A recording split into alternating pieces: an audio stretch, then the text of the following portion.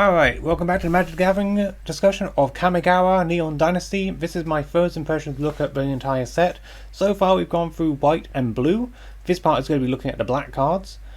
So far the set has been very interesting. A lot of stuff to do with reconfigure, to do with ninjutsu, to do with artifact creatures. And so far it's been reasonably decent. Blue has definitely caught my interest a lot more than white did. But there's definitely been some very powerful cards in both colours, so let's see if black can continue that trend. Starting off strong with Assassin's Link, which is a 4 mana instant which costs 1 less if you control an artifact and 1 less if you control an enchantment. Which so far we've proven that this is viable, but let's not count that in place of what you're doing. Destroy target creature or planeswalker. Just straight up destroy planeswalker effect for 4. I actually really like that one as an uncommon. That could be really relevant. If you had the relevant cards in play, it costs 2 black or even 3. No, for the cost of it, I would be happy to pay 4 mana to do that effect anyway for sometimes, especially in sealed, but the fact it has a reduction effect already makes this a good card. Biting Palm Ninjutsu card, 3 mana already, 3 mana ninjutsu, so costs the same to do it. It's a 3/3 too, that's actually nice. And enters with a menace counter, which means you have to block it with 2 things.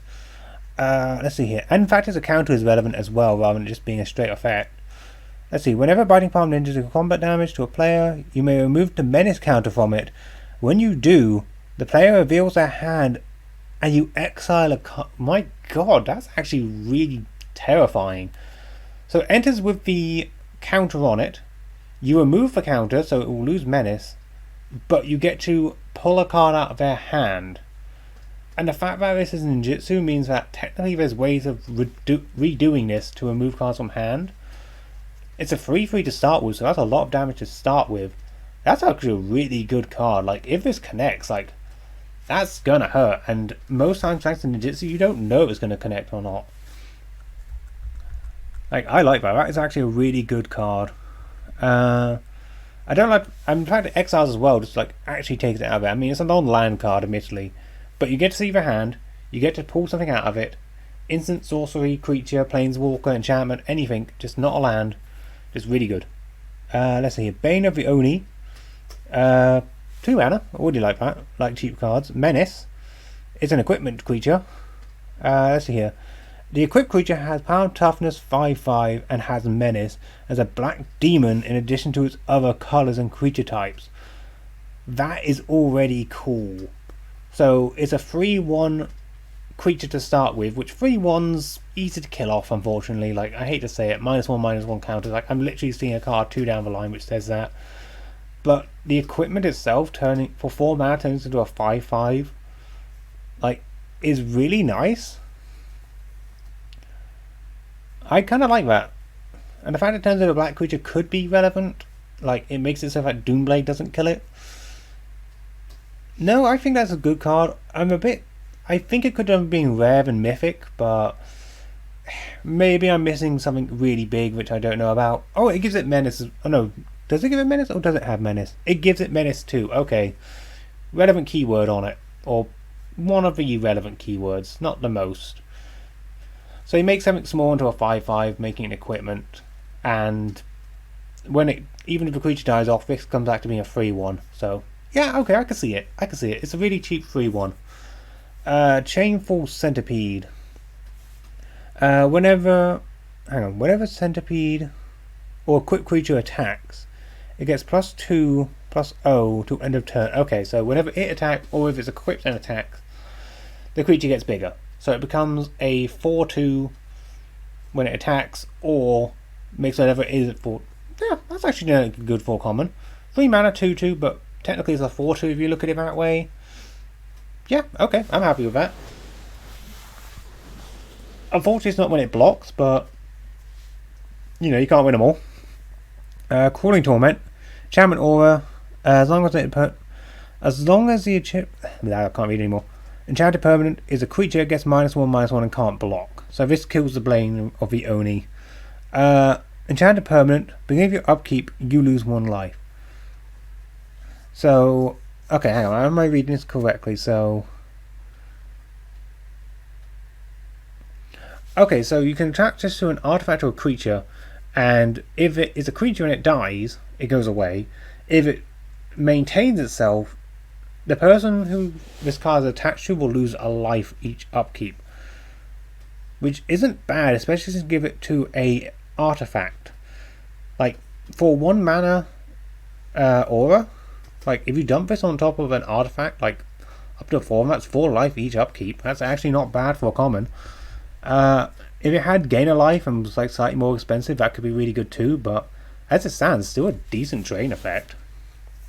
Depth of Akami, instant, target opponent exiles creature they control, or target opponent exiles an enchantment they control. 3 mana.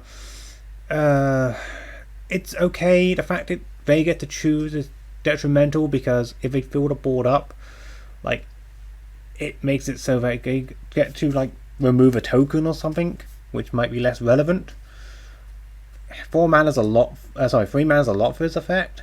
The fact you get to choose between 2 different modes though is decent. Just the fact that it says what they control is a bit annoying, but I could see it being useful and sealed as a removal spell, especially against like one of the cards which want to play like big creatures. I don't know what green does yet, so we'll find out later. Dockside Chef. Sacrifice an artifact creature, draw a card. Not too bad. Doesn't actually tap itself. It's a 1 mana 2/1. Okay, the fact it costs 2 mana to draw a card isn't fantastic, but it's drawing a card. It's sacrificing cards. It's relevant for black. It's what they like doing. They like sacrificing their opponents to do stuff. Admittedly, like, drawing a card for 2 mana is a bit pricey, but black, if you're not playing any blue with it, it's still decent. Shadow Walker. Ninjutsu. It's just a 5/5 ninjutsu. It's a 6 mana. It could be a decent swing, to be fair. Like, the fact it's just a ninjutsu card for 4 mana for 5/5 is kind of scary, because that's just 5 damage out of nowhere, especially if it's unblocked. But it's got no relevant keywords aside from that. It's sealed playable. It could be a good backfiller if you don't have many ninjas play in a ninjutsu deck. Outside of that, it's just kind of okay.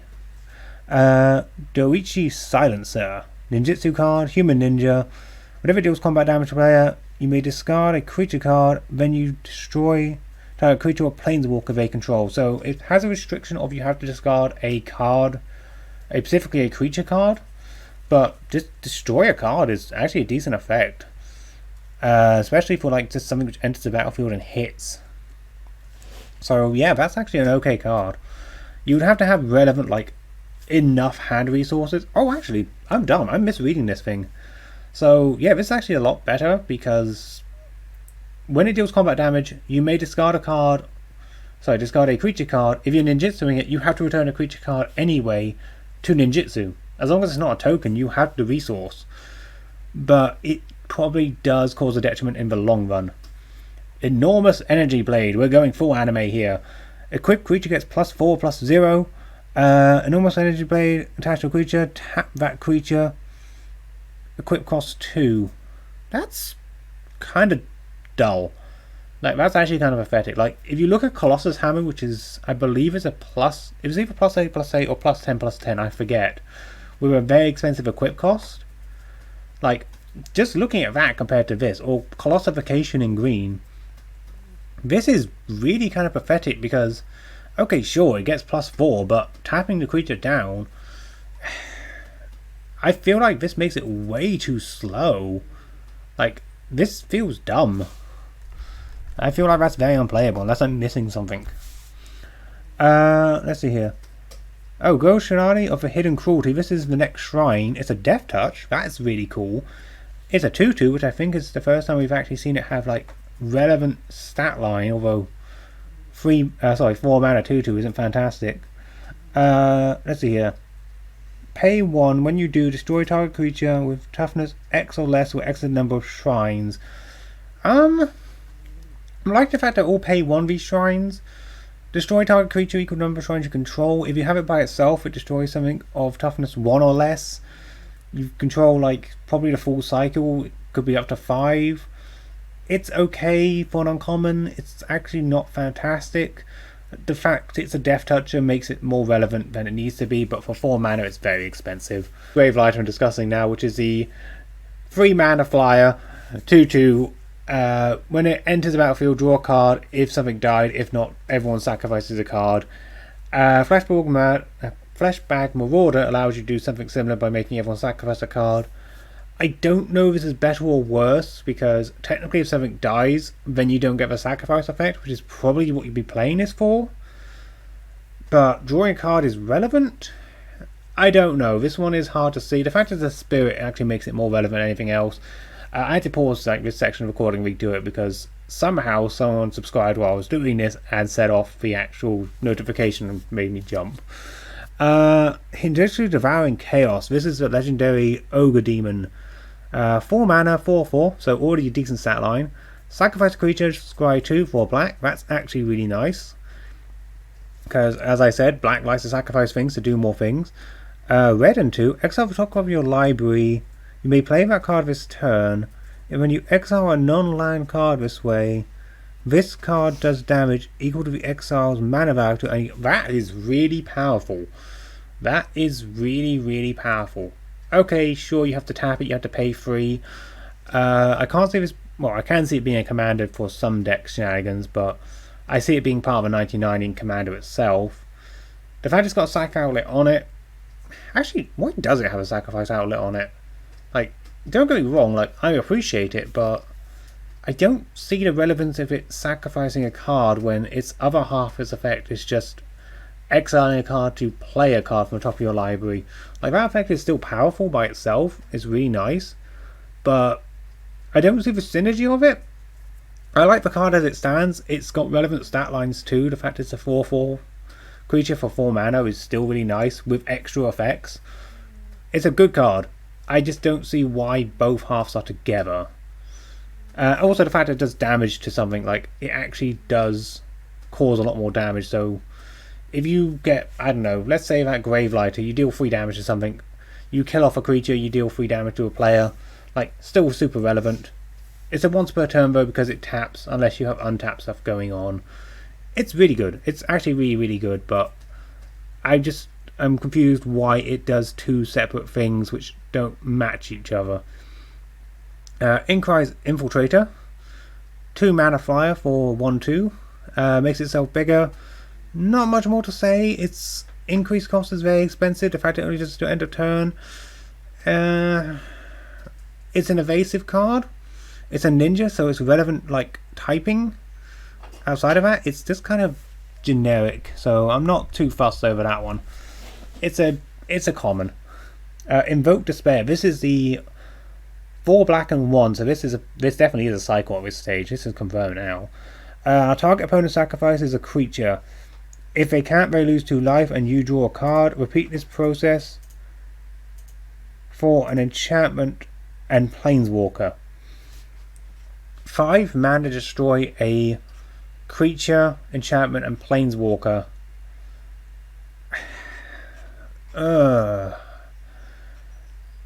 I don't feel like this is good. Like, for this kind of mana, you would be wanting an entire board wipe. Like the white card, which was Farewell, which just said exile everything for this cost.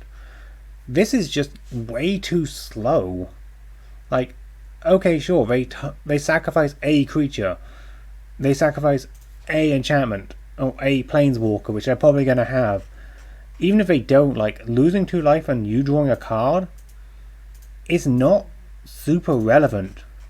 If it had do this for each card type, including artifact, and maybe just add artifact in there as well, this could be more powerful. But as it stands, I think this is, again, a really weak, like, part of this despair cycle, this invoke cycle, because it's just too slow and too expensive. Like, this is very costly for what it does. The art is really cool, but in terms of what board wipes can do, like Torment of Hellfire, black and X, to do this effect, but 10 times more powerful. Anyway, let's move on before I get mad at another card. Jinji the Midnight Sky. This is the dragon. It is 2 black and 3, so it's 5 mana card. Flying and Menace, cool relevant card types. They've all been flying so far. Let's see here. when it dies, yep, this is a death effect. Each opponent discards 2 cards and loses 2 life. So this affects everyone, already good. Put a non-dragon creature card from your graveyard onto the battlefield under your control and you lose 2 life. That is actually kind of cool. It's a big recursion. It doesn't have a limit on how big the card has to be. As I said, black likes to sacrifice things, put things in the graveyard. Like, you can bring back this Ogre Demon, for example, what there. This is really powerful. And given that black has a lot better recursion power than most others, this can be repeated. And the cost of 2 life is not really that much of a detriment. Like, there are worse cards which drain you for life. This is a really good card. I can see this being used a lot in black strategies. Kalatu's Pursuit. Target player discards 2 cards. Ninjas and rogues who control gain menace till end of turn. That is a really cool cantrip. Oh, not even a cantrip, sorry. Sorcery speed, but forcing a player to discard 2 cards, making your ninjas nearly unblockable. This removes resources, allows you ninjutsu easier. This is a really good common. Sure, it costs 3. Sure, they can see it coming because it costs 3. But by the time you do it, you're probably already pulling out the resources they need to defend themselves. And given how cheap we've seen some ninjutsu effects be, like 3 mana is not a big cost to pay for this kind of effect. I like this common. This is very much a good common. And in fact, it's already better than Invoke Despair over there. Kami the Restless Shadow. Spirit. So spirits are still around. When it enters, choose 1. Return target ninja from your graveyard to your hand. Sorry, target ninja or rogue, sorry. Put target creature from your graveyard to the top of your library. The second half of this text is just kind of useless. Okay, sure, like, it does other relevant creature types. I feel like if this thing was going to be good, it would have to be like a ninja or rogue, but then it would target itself and cause a loop probably. It's 5 mana for a 3/3. I feel like this is a cycle we've come across, because I've been saying like 5 mana 3/3s a lot, but it's a recursion. It can refuel ninjutsu, which is fair, but I worry it's too expensive and low powered for what it actually does. The fact that it's not a relevant creature type to its own tribe will definitely cause this thing to slow down. In limited, like sealed, pre-release, probably even draft, I can see this maybe being played as an additional, but outside of that, there are better cards which recur things in existence.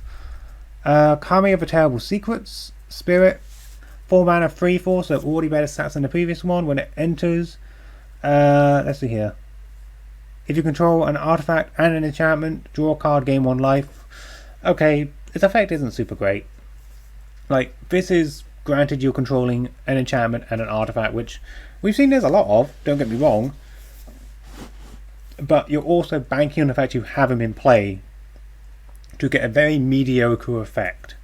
Like, drawing a card and gaining 1 life in black is still good, but I feel like the conditions to meet it are just annoying. If it was 1 or, that would be better, but since it's both, it's kind of more on the unplayable side.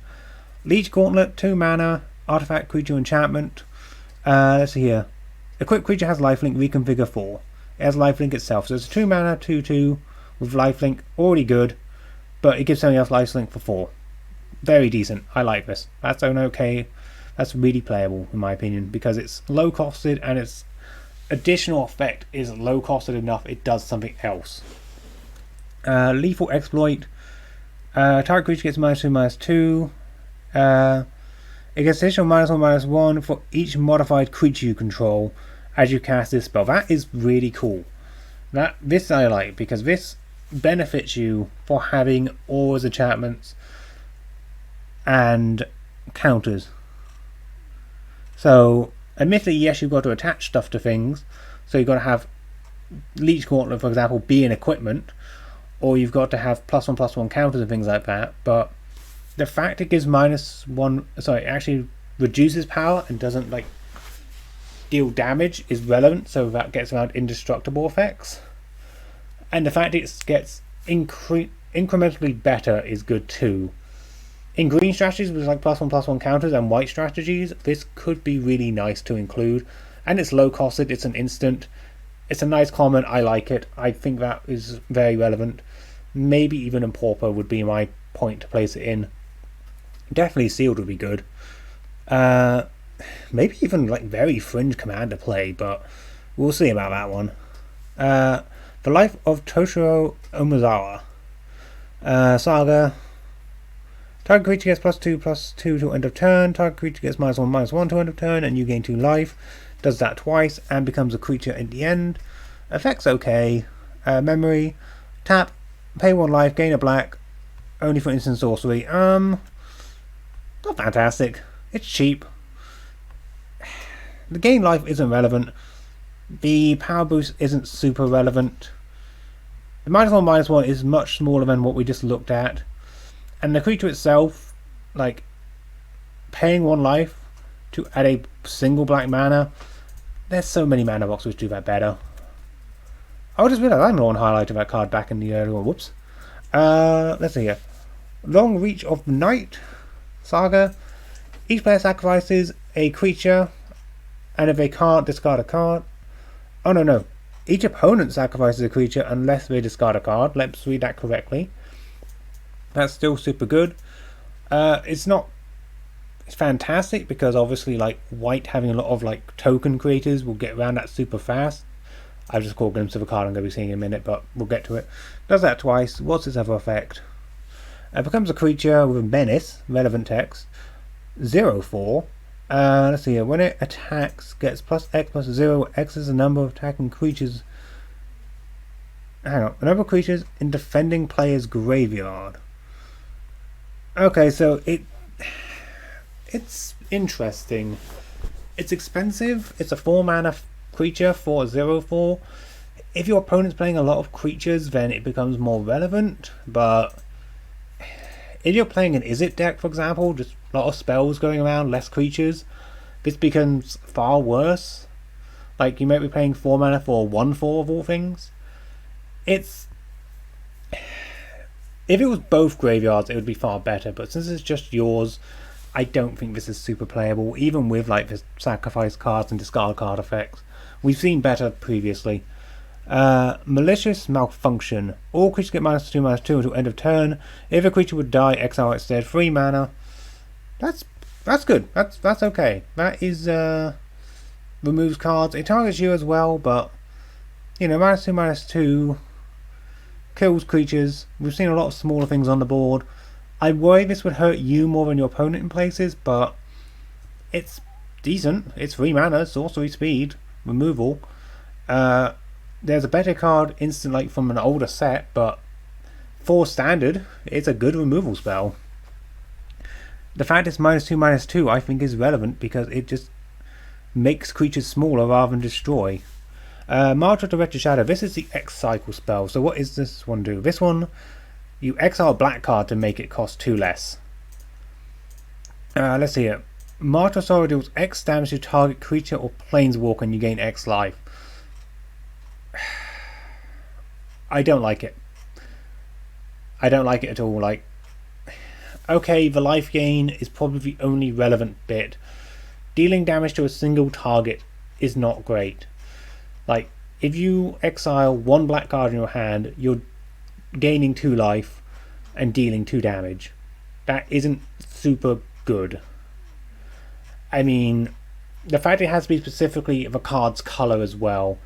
And if I haven't explained this yet, I might quickly just go over this.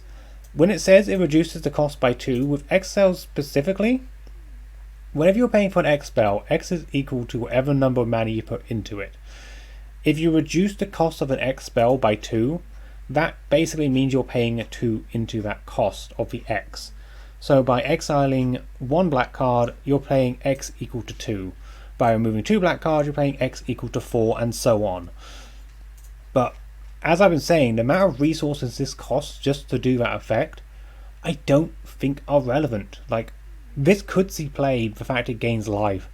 For example, Bolus's Citadel costs you a lot of life to play cards from the top of your library, but if you're at the state of already playing that kind of card, you're winning anyway. You don't need this life gain effect which this thing provides, and dealing damage to a single target isn't great. If it was multiple things, it could be good. The only bonus to this line is that it says Planeswalker, and even that isn't super relevant for the amount of resources this costs. Like, to kill, for example, that Tezzeret from earlier, after its first turn, you'd have to pay 5 additional mana in addition to that black to kill it, or exile 3 black cards from your hand, or a combination of those two, just to kill a single card, and that is bad resource economy in my opinion. Mordecai Ambusher is a black and 3 ninja rat. So we have lovely ninja rats going on. Lifelink, ninjutsu for 2, 3/2. I think that's perfectly relevant. It's an artifact creature which is relevant to a lot of things going on in this current set. I like it. Like, I think that's perfectly relevant, perfectly fair. You wouldn't want to cast it for its original cost, but it's a lifelinking 3/2. Still better than the cycle card we got going on with the expels. Let's see here. Soul Stripper, artifact vehicle, crew for 2. So first, I think this is the first black vehicle we've seen so far. Whenever it attacks, sacrifice another artifact or creature, put a +1/+1 counter on it, it gains menace. You may, okay, I'd missed that, you may. It's a 4/3, gives it menace, makes it bigger, crew it. It's not bad, I mean, for 2 mana, like, crew 2. A lot of black cards we've been looking at haven't been small, like, aside from that flyer, really. Yeah, I think that's perfectly salvageable for a creature.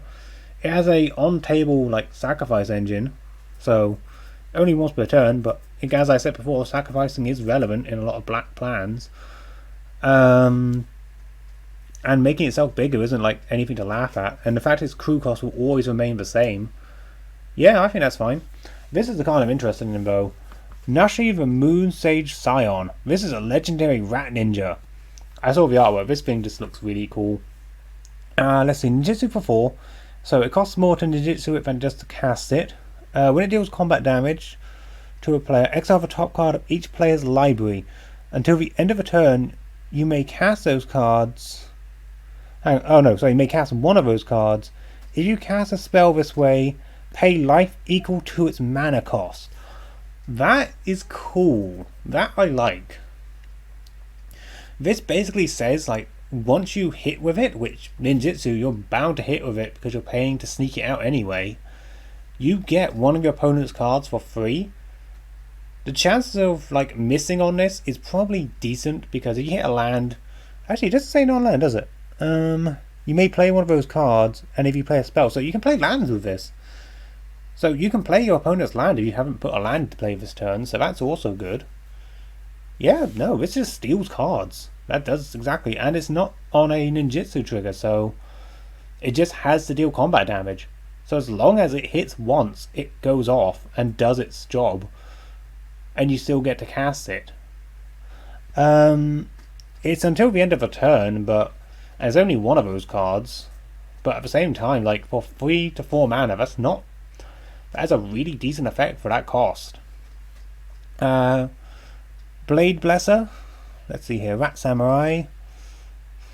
Has Death Touch as long as you control an artifact. Has Menace and Control and Chat. See, this is the kind of effect I was asking for a minute ago. This is a reasonably costed 3 mana, 3/2, which has 2 relevant lines if you have one or the other. Death Touch or Menace or both. Like, this is what I feel like the other draw card should have been. If you control one or the other, do a thing. This thing has, if you have one, do one. If you have the other, do a different one. And given how you're playing these cards, you're probably going to have both. And having Death Touch is really good because it just makes it so that you don't want to kill it. Having Menace means you can ninjutsu things easier.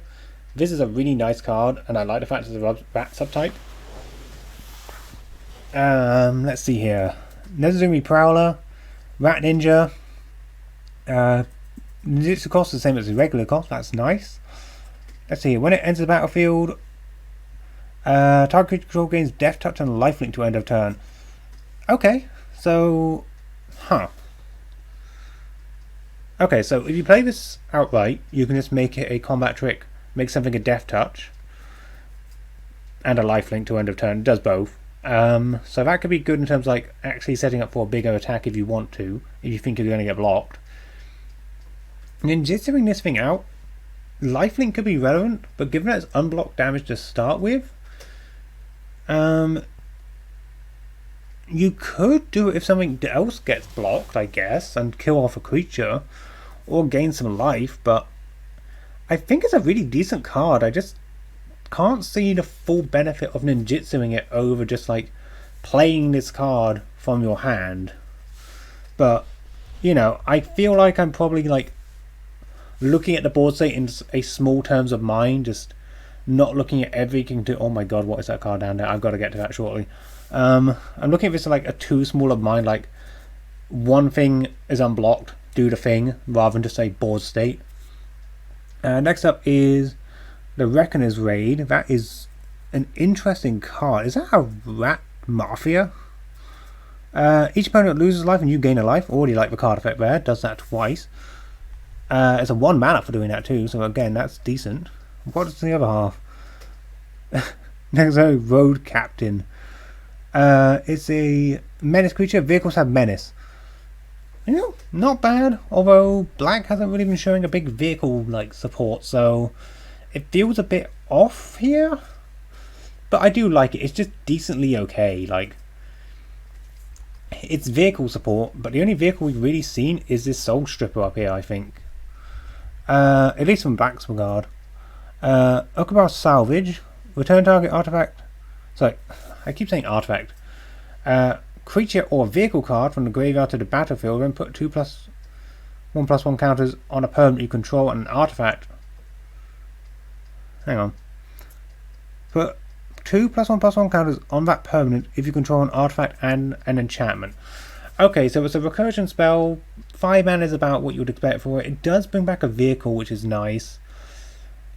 Again, this is my complaint here. I don't like the fact it says artifact and enchantment.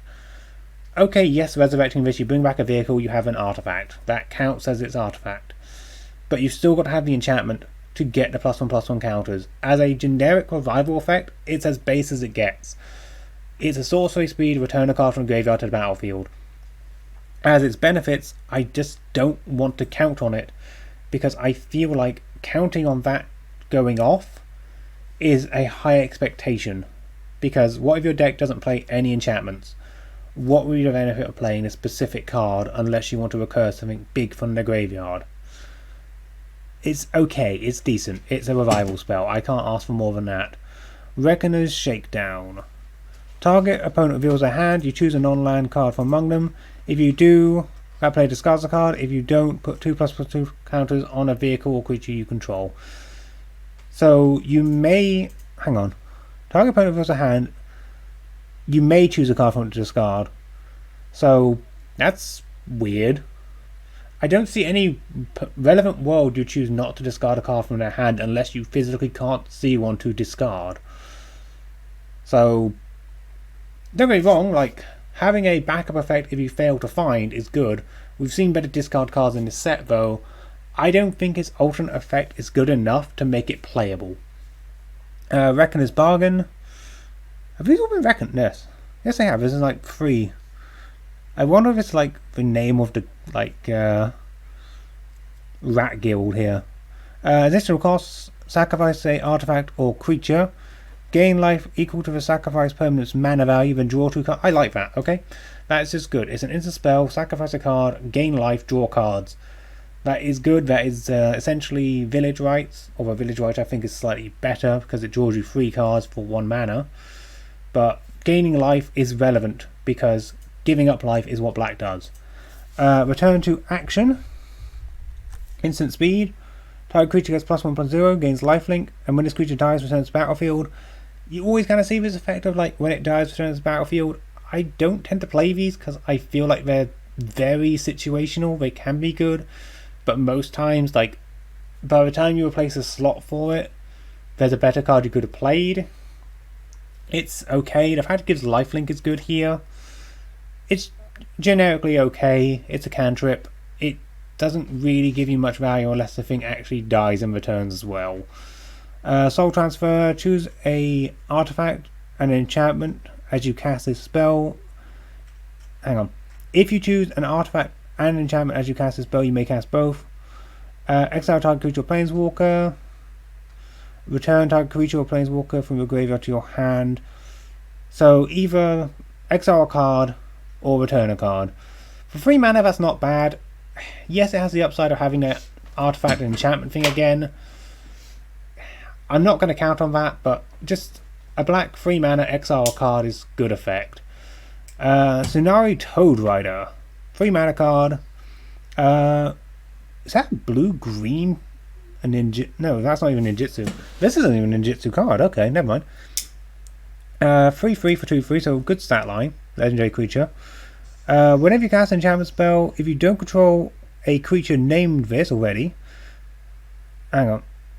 Wait, hang on. I'm reading this wrong. If you don't control a creature called Kami, create a legendary black-green frog token with whenever you cast an enchantment spell, each opponent loses 1 life and you gain a life. So this is enchantment tribal, but you make the token for it. Blue and... Sorry, 1 and blue-green if you want either one of those 2. This card and target frog you control can't be blocked by creatures unless they have flying or... What is this card? This feels so weird. This is such a bizarre card. I don't know what to think about this one. Moving on to the next card, we got Tribute of the Horobi here. Let's see here. 2 mana, not too bad to start with. Each opponent makes a black rogue creature token. You're giving stuff to your opponent? Okay. So why would you want to give them stuff? What does this do? Echo's Death Whale. Flying haste. When it enters, gain control of all rat creature tokens. So you get 2 rat tokens. Cool. When it attacks, you may sacrifice another creature. If you do, draw a card. I think this is bad. Like, okay, yes, you get control of all the rat creature tokens, but giving resources to your opponent doesn't seem like such a good idea. Like, I don't see why you would. There's no reason to.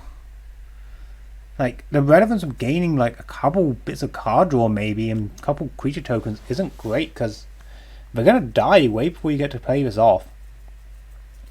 Twisted Embrace, 4 mana aura enchantment. Let's see here.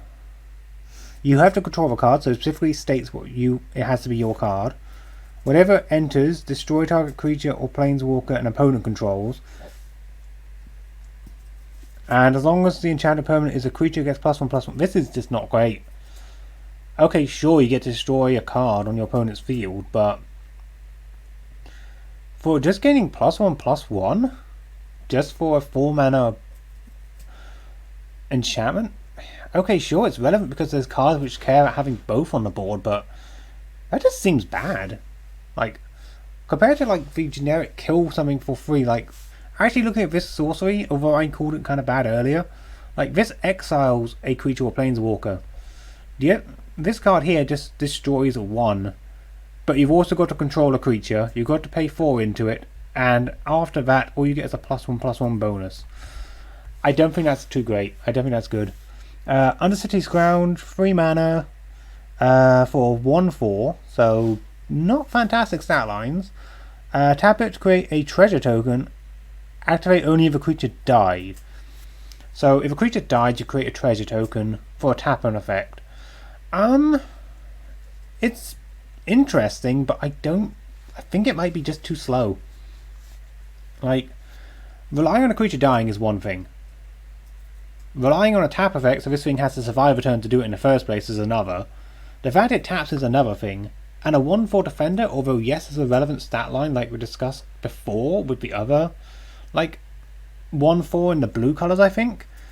I feel like this is just too slow to just do anything relevant. Plus, so far we've seen like this, we haven't seen heavy destruction effects, like ignoring Twisted Embrace beforehand. Like, we're relying on something dying, whether it be ours or theirs, so we can sacrifice something, to make a single treasure token. I don't know, I feel like this is way too slow. The fact it's an artifact is relevant because there's cards which untap artifacts, so you might be able to make multiple things with this. It's not a hard once per turn like the other thing, but I feel like it's just too slow. It's average at best. Unforgiving 1, creature spirit with menace, cool relevant text. Whenever it attacks, return target creature card with mana value X or less from the graveyard to the battlefield where X is the number of modified creatures. See, this is a relevant card, because we've already seen many modify things in this set, which luckily modify has been included with a lot of additional cards. Like actually having counters is nice. Like counters being a modification is actually really beneficial in my opinion here, because equipments and artifacts are iffy because they can be attached or be detached depending on situation, but counters tend to stick around, and that includes like the menace counter we discussed from the original ninja up top. So this being able to recur stuff with menace, which makes it harder to hit, which also will allow you to do better ninjutsu stuff for 3 mana, for its 2/3, which is a decent body for that effect. I think this is a good card. I think this is a really good uncommon card. Vitreous Beetle, artifact creature insect. When it enters, each opponent discards a card. That's about what I expect for this effect, although honestly, given how the set cares about rats, I was kind of expecting Burglar Rat to be reprinted, which does the same thing but for the same body, but it is an artifact, so relevant, I guess? You're already dead. Omaiwa Shindaru. Let's see, this one is a black instant. Destroy target creature which dealt damage this turn, draw a card. I think that's actually really nice. That's a really simple cantrip which just goes destroy a card. If you block with a card, if you deal damage to it, anything at all, just kill it. 1 mana, perfectly reasonable, and it replaces itself. That is a really decent common. I really like how that works.